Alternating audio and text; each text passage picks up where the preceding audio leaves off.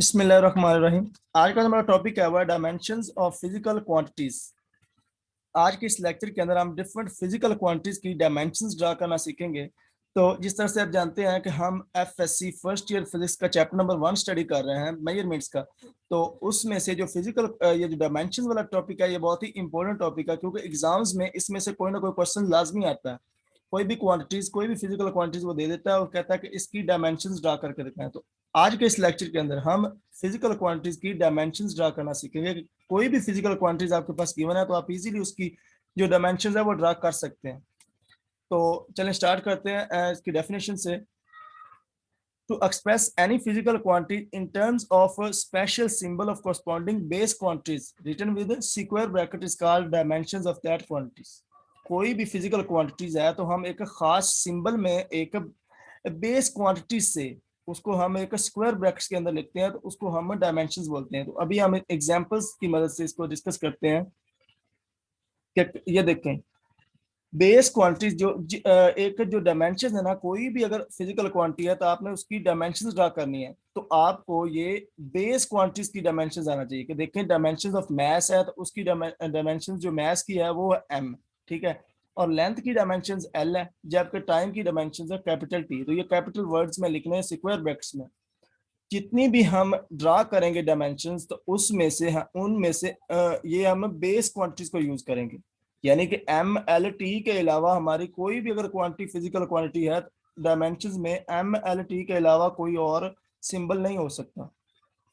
तो for example ये देखें एक मेथड है, देखें एक simple method to analyse the dimension. कोई भी अगर आपके पास फिजिकल क्वांटिटी गिवन है तो आपने जस्ट इस मेथड को फॉलो करना है और उसकी जो डायमेंशन है वो ड्रा कर लेनी।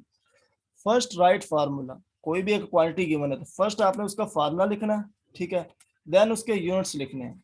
फार्मूला लिखने के बाद उसके यूनिट्स लिखने हैं और देन उसको डायमेंशन उसकी लिख लेनी है और इसको स्क्वायर ब्रैकेट्स में क्लोज कर देना। फॉर एग्जांपल ये देखिए हमारे पास है फोर्स, कहता है कि फोर्स की डायमेंशन निकालना। तो फर्स्ट हमने क्या निकला इसका फार्मूला, हम जानते हैं कि न्यूटन सेकंड लॉ के मुताबिक एफ इज इक्वल टू होता है एम में। अब एम जो होता है मैस की तो आप डायरेक्ट डायमेंशन लिख सकते हैं कैपिटल एम। और एक्सेलरेशन, एक्सेलरेशन का जो यूनिट होता है मीटर पर सेकंड स्क्वायर।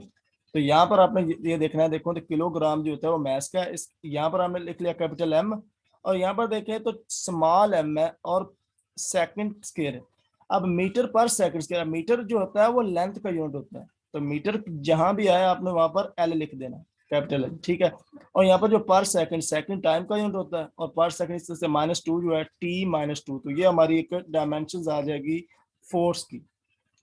इस तरह से अगर हमारे पास फॉर एग्जांपल वेलोसिटी गिवन हो, कहता है वेलोसिटी की डायमेंशन निकालें तो v इज इक्वल टू होता है d/t। डी होता है डिस्प्लेसमेंट, उसका यूनिट होता है मीटर। यहाँ पर देखिए d/t, तो d का यूनिट मीटर, टाइम का यूनिट सेकंड, उसके बाद मीटर पर सेकंड। अब मीटर क्या है, तो उसके यानी कि एल का यूनिट होता है यानी कि लेंथ का। तो मीटर की जगह पर आपने कैपिटल एल लिख दिया, सेकंड की जगह पर आपने टी लिख दिया, तो ये बटे में था तो ये ऊपर चला गया तो उसके ऊपर -1 आ गया, तो एल टी की पावर -1 ये हमारी वेलोसिटी की डायमेंशन आ गई। तो आपने जस्ट इसको स्क्वायर ब्रैकेट में लिख देना है, तो ये वेलोसिटी की डायमेंशन आ गई। इस तरह से फॉर एग्जांपल वो कहता है कि वर्क की डायमेंशन निकालो, तो वर्क का फार्मूला क्या होता है, W is equal to F D. F हम जानते हैं कि फोर्स होती है, डी हमारे पास होती है डिस्प्लेसमेंट। अब डिस्प्लेसमेंट का यूनिट होता है मीटर, मीटर को हम एल लिखते हैं कैपिटल एल। तो ये देखिए हमारे पास एल यानी कि लेंथ आ गई। और फोर्स की अभी हमने डायमेंशन निकाली, तो आपने इस तरह से फोर्स की डायमेंशन निकालनी, एम एल टी की पावर -2 और साथ एक एल और हो गया, तो एल डॉट एल यानी कि एल का स्क्वायर बन जाएगा। तो इस तरह से हमारे पास आ जाएगी एम एल स्क्वायर टी की पावर -2, तो ये हमारी वर्क की डायमेंशन आ जाएगी, ठीक है। अगर वो कहता है डायमेंशन ऑफ डेंसिटी निकालें, तो डेंसिटी का फार्मूला ये होता है कि मास ओवर वॉल्यूम। अब वॉल्यूम जो होता है हम जानते हैं कि वॉल्यूम का यूनिट होता है मीटर क्यूब। वॉल्यूम जो होता है वो 3 क्वांटिटीज होता है, उसका यूनिट मीटर क्यूब होता है, जबकि मैस एम। अब यहाँ पर देखा तो मैस की तो आप डायरेक्ट चाहे लिख लें कि कैपिटल एम में उसकी डायमेंशन, और वॉल्यूम जो मीटर क्यूब है, मीटर हम जानते हैं कि लेंथ का यूनिट होता है, सो एल क्यूब आ जाएगा। एल क्यूब जब ऊपर जाएगा तो एम एल की पावर -3, तो ये हमारी स्क्वायर ब्रैकेट में आपने इसको लिख लेना। तो ये हमारी डायमेंशन आ गई डेंसिटी की। इसी तरह से आपके पास अगर कोई भी यानी कि क्वेश्चंस के अंदर कोई भी एग्जाम्स में आपके पास अगर कोई क्वांटिटी फिजिकल क्वांटिटी गिवन होती है तो आपने उसकी इजीली डायमेंशंस जो है वो निकाल सकते हैं। जस्ट मेथड को ज़हन में रखना है कि फर्स्ट आपने फार्मूला लिखना है, देन उसके यूनिट्स लिखने हैं और यूनिट से आपने डायमेंशंस ड्रा कर लेनी।